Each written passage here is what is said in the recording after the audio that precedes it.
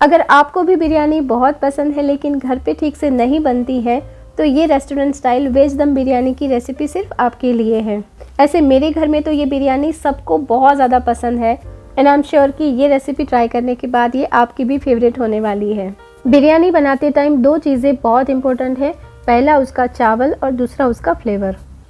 तो बिरयानी का चावल आपने कितना पकाना है, कैसे पूरी बिरयानी बनने के बाद भी जो चावल का दाना है एकदम खिला खिला रहेगा, चिपकेगा बिल्कुल भी नहीं, और जो बिरयानी का खुद का अपना एक फ्लेवर है वो कैसे निकल के आएगा, ये सारी छोटी छोटी चीज़ें मैंने इस वीडियो में बताई हैं।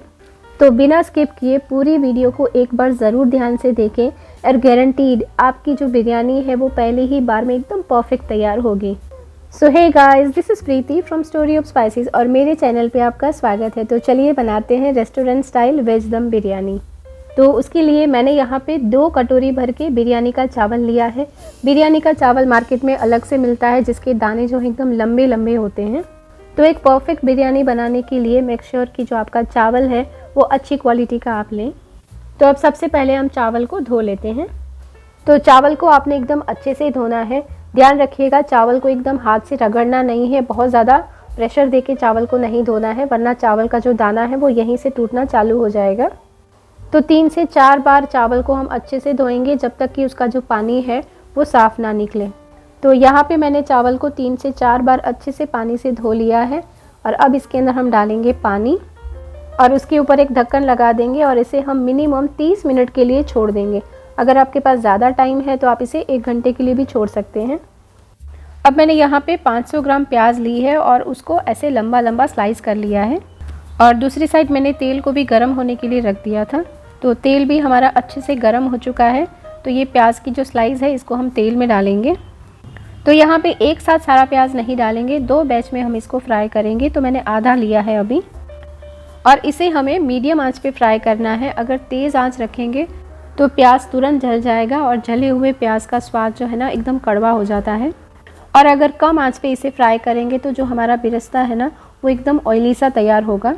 तो यहाँ पे प्याज को आप मीडियम आंच पे फ्राई करें और थोड़ी ही देर में ये देखिए जो प्याज का कलर है ना वो एकदम लाइट ब्राउन हो जाएगा और जो बिरस्ता होता है ना उसका कलर एग्जैक्टली यही होता है। तो सारी प्याज को इस तरीके से हम झारे के अंदर इकट्ठा कर लेंगे और उसके बाद पलटे से इस तरीके से हम उसको दबाएंगे ताकि इसके अंदर जितना भी एक्सेस ऑयल होगा ना वो सब निकल जाएगा। और फटाफट से प्याज को हम ले लेंगे टिश्यू पेपर के ऊपर और पेपर पे डालते ही फटाफट से प्याज को इस तरीके से फैला देंगे। तो ये बहुत ज़्यादा गर्म है तो इस तरीके से फोर्क से हम पूरा फैला देंगे। तो इस तरीके से फैलाने से जो प्याज है ना वो तुरंत ठंडा हो जाएगा और क्रिस्पी भी हो जाएगा।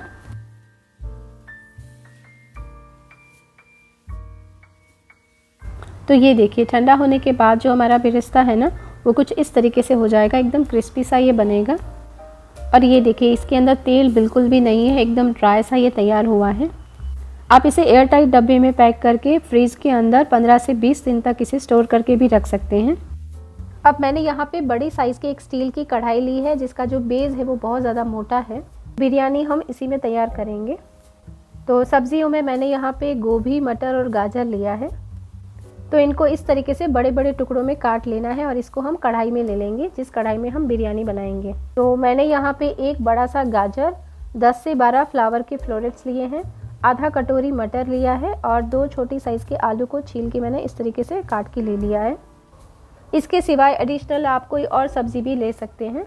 अब मैंने यहाँ पे कुछ खड़े मसाले लिए हैं जिसमें आधा टीस्पून शाही जीरा, छोटा सा दालचीनी का टुकड़ा, 5 से 6 लौंग, 2 इलायची और 1 जावित्री और 2 तेज पत्ता लिया है। इन सबको हम सब्जियों के साथ डाल देंगे। साथ में ही डालेंगे स्वादानुसार नमक, आधा टीस्पून लाल मिर्च का पाउडर, आधा टीस्पून हल्दी पाउडर, 1 टीस्पून धनिया पाउडर, 1 टीस्पून जीरा पाउडर, 1 इलायची को भी कूट के डाल देंगे। और अब इसमें हम डालेंगे बिरयानी मसाला। तो 1 टेबलस्पून भर के हम इसमें डालेंगे और ये बिरयानी मसाला मैंने घर पे बनाया है, आप चाहें तो रेडीमेड वाला भी ले सकते हैं। अब इसमें हम डालेंगे 2 टीस्पून अदरक लहसुन का पेस्ट, 4 से 5 हरी मिर्च को इस तरीके से लंबा लंबा काट के डाल देंगे। 2 कड़छी भर के हम इसमें दही डालेंगे। दही जो है वो बहुत ज़्यादा खट्टा नहीं होना चाहिए, तो फ्रेश वाला दही आप यूज़ करें। अब साथ में ही हमने जो प्याज को फ्राई करके रखा था वो भी इसमें डाल देंगे। तो मैंने यहाँ पे ये आधा कटोरी जितना लिया है। आप चाहें तो इसे ज़्यादा या कम भी डाल सकते हैं। अब इसमें हम डालेंगे 1 टेबलस्पून भर के देसी घी और साथ में ही डालेंगे बारीक कटा हुआ धनिया और पुदीना। और अब इन सबको हम हाथ से अच्छे से मिक्स कर लेंगे। तो ये जो मेज़रमेंट से मैं बिरयानी बना रही हूँ, इससे 4 लोगों के लिए बिरयानी बनके तैयार होती है। मिक्स करते टाइम अगर आपको लगे कि थोड़ा सा ड्राई है तो इसमें थोड़ा सा दही और डाल सकते हैं आप। तो इस तरीके से सारी सब्जियों के ऊपर मसाला और दही अच्छे से कवर हो जाना चाहिए। तो हमारी सारी सब्जियां अच्छे से मैरिनेट हो गई हैं। तो अब इसके ऊपर हम ढक्कन लगा देंगे और इसे थोड़ी देर के लिए हम छोड़ देंगे। अब एक कटोरी के अंदर हम केसर के कुछ स्ट्रेंस डालेंगे और उसमें डालेंगे हम गरम दूध। आप चाहें तो यहाँ पे दूध के बदले गर्म पानी भी ले सकते हैं। और साथ में ही हम इसमें डालेंगे 1/4 टीस्पून घी। सबको अच्छे से मिक्स कर लेंगे और थोड़ी देर के लिए हम इसको ऐसे ही छोड़ देंगे ताकि जो केसर है वो अच्छे से फूल जाए और इसका कलर भी अच्छे से निकल के आए। तो बस इस तरीके से सारी प्रिपरेशंस हमारी हो गई हैं। और इधर सब्जियों को जो हमने मैरिनेशन के लिए छोड़ा था उसको भी 20 मिनट हो गए हैं। तो हमने जो प्याज को फ्राई किया था उसका जो तेल बचा था उसमें से 1 कड़छुल भर के तेल हम इस सब्जियों में डाल देंगे। और अब इस कढ़ाई को हम गैस पे चलाएंगे, आंच को बिल्कुल कम रखेंगे और एक बार इसको मिक्स कर लेंगे ताकि जो तेल है वो सब्जियों के साथ अच्छे से मिक्स हो जाए।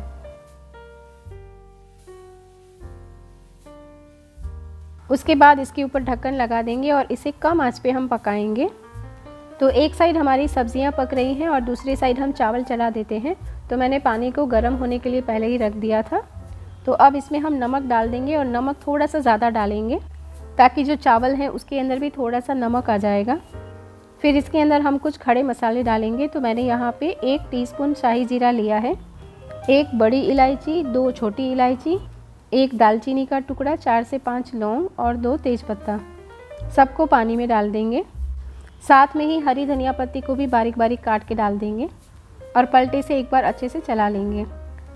तो चावल को अगर इस तरीके से पकाएंगे तो सारे फ्लेवर्स चावल के दाने में आ जाएंगे। तो बिरयानी खाते टाइम चावल का जो दाना है ना वो फिक्का नहीं लगेगा, वो भी फ्लेवरफुल लगेगा। अब जो हमने चावल को भिंगा के रखा था उसमें से सारा पानी निकाल देंगे और चावल को इस पानी के अंदर डाल देंगे। पलटे से एक बार अच्छे से चला लेंगे। तो यहाँ पे चावल को आपने तेज़ आंच पे नहीं पकाना है, धीरे धीरे कम आंच पे इसको पकाएंगे। तो दूसरी साइड हमने जो सब्जियों को चढ़ाया था उसको भी एक बार देख लेते हैं।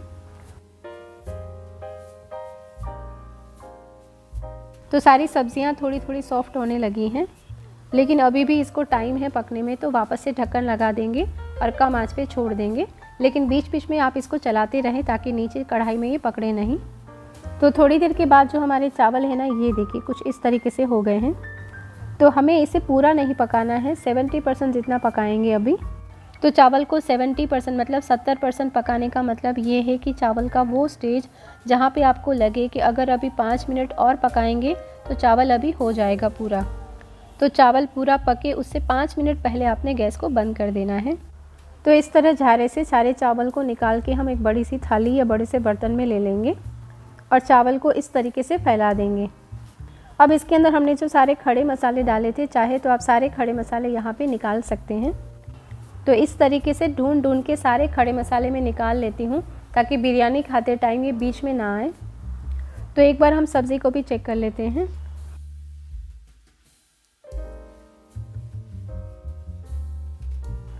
तो हमारी सारी सब्जियां भी ऑलमोस्ट सीज गई हैं और इनको भी हमें पूरा नहीं पकाना है। तो सारी सब्जियों को भी हम 70% जितना ही पकाएंगे। अब यहाँ पे गैस को हम बंद कर देंगे और कढ़ाई को नीचे उतार लेंगे। तो अब बिरयानी को हम असेंबल कर लेते हैं। तो सबसे पहले इसके ऊपर हम डालेंगे फ्रेश कटी हुई धनिया पत्ती, फिर उसके ऊपर हम चावल डालेंगे। तो कढ़ाई की चारों तरफ हम इस तरीके से चावल डालते जाएंगे और उसको फैलाते जाएंगे। तो इस तरीके से सारे चावल हम डाल देंगे और उसके बाद चम्मच से इस तरीके से सारे चावल को इवनली हम फैला देंगे। अब हमने जो केसर को दूध में घोल के रखा था उसको एक बार अच्छे से चम्मच से मिक्स कर लेंगे और थोड़ा थोड़ा करके चम्मच से चारों तरफ हम डाल देंगे।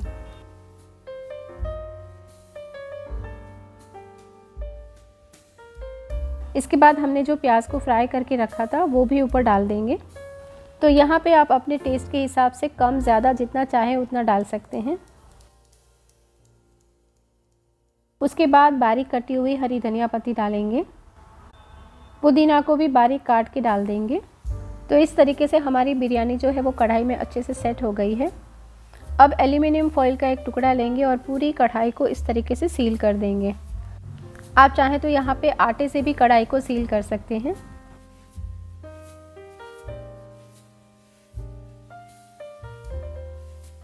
अब इसके बाद इसका ढक्कन लगा देंगे ताकि अच्छे से सील हो जाए और कहीं से भी भाप नहीं निकले।